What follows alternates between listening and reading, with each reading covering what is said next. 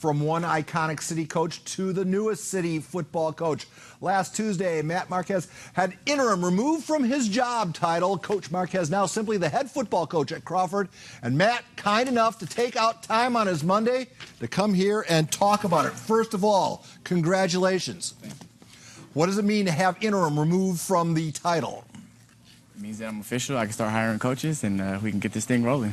All right. Now, as important as that title is, head coach, in our Facebook interview, which I encourage everyone to go check out on KUSI.com, we learned of a more important title, at least from my perspective. That is petty officer. Could you talk about your military career a little bit? Yeah, I joined the military 2004, went to boot camp, got my job, and at the end of boot camp, they said, "You know where you're going?" I said, "Yeah, I'm going to the hospital to, wear these nice white uniforms." They said, "No, you're going with the Marines. You're a corpsman. That's what they do." So I go over to Camp Pendleton, meet with my unit, get a couple months of training, and then next thing I know, I'm in Fallujah, hopping off that helicopter. And you were a real deal soldier. You had soldiers' lives in your hands, bullets whizzing around, landing, and you've seen the worst of war. Is that a fair act? Yes. Is there an experience that stands out? Yeah, actually, there was a Bradley vehicle that got blown up by IED, triple stack 155 mortars with 2 propane tanks. Actually flipped the Bradley. The crew members inside hurt pretty bad. When I arrived on scene, had to put 2 tourniquets, 1 on each leg, and ended up saving his life, but he ended up losing his legs. But as a 20-year-old, you have to make those decisions on the fly. So being an athlete, a high school athlete, you played for Coach McNair at Crawford. You're a Crawford alum. I didn't mean to leave that behind. Being an athlete, I assume, help you be a good soldier. Correct. Does being a good soldier help you be a good head football coach? Yes, it will. Why? If you can get men to follow you into dangerous situations or take your advice with their life on the line, it'll be somewhat easier to get kids to follow in line and get with the program and buy into what you're doing. After what you've experienced, wins and losses and the rigors of being a high school coach, we get all caught up in them. I mean, it doesn't amount to a hill of beans, does it? Not at all. I tell them after every game, win, lose, or draw, we're still a family. You guys are going to go to sleep tonight. You're going to wake up in the morning, and we're all still going to be a family. It's never life or death on the football field. This is a game. All right, and you picked a good time to become the head coach because through the CIF determines what division you're going to be a Division V school.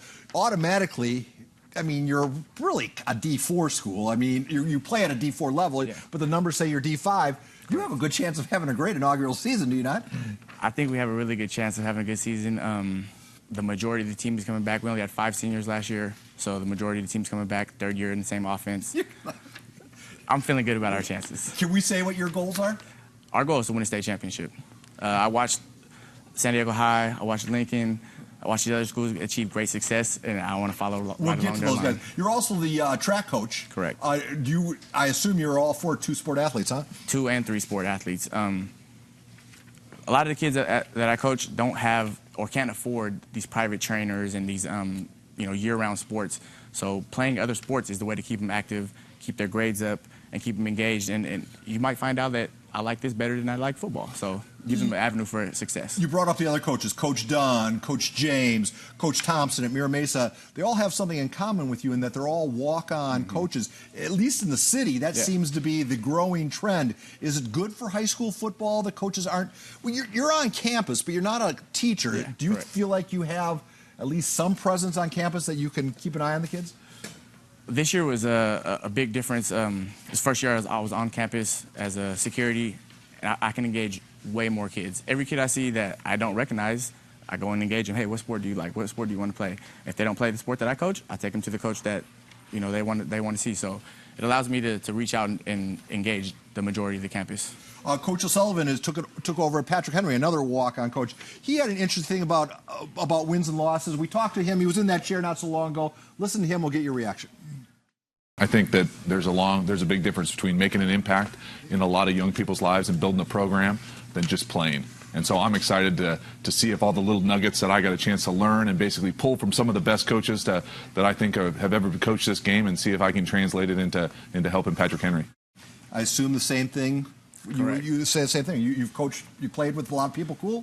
Played with a lot of different coaches. Coached with a lot of different coaches. That's why you just kind of pick and choose the things that you like, the things that you thought worked well, and then you kind of build that mold it into the way what you're going to do things. You're big on Twitter. Coach Gladnick is. So is Coach Wesley down at Hilltop. Why is social media so important to you?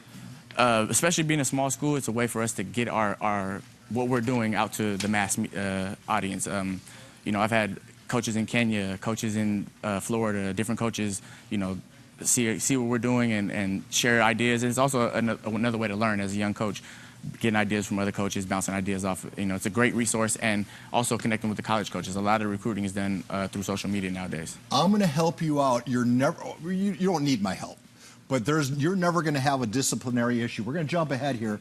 Show the pictures of what this guy did coming out of the military before he decided to be a coach. No one's going to have the wherewithal to talk you as an MMA fighter. Go to the YouTube link. You were a beast inside the octagon. What's going to be harder, climbing inside that ring or being coaching young teenagers? I think coaching teenagers is going to be a lot harder. When you're in the cage, you're worried about yourself. You train on your own. You have a team, but for the most part, it's an individual sport. Being the coach, you have to manage all the different personalities. The personalities of the coaches, personalities of the kids. You have to deal with any problems that they have at home, any problems they have with the teachers. So it does help to be on campus as security because I can take care of those problems right away. Matt, Petty Officer, Doc, thank you very much for stopping by. We're at your avail whenever you need us.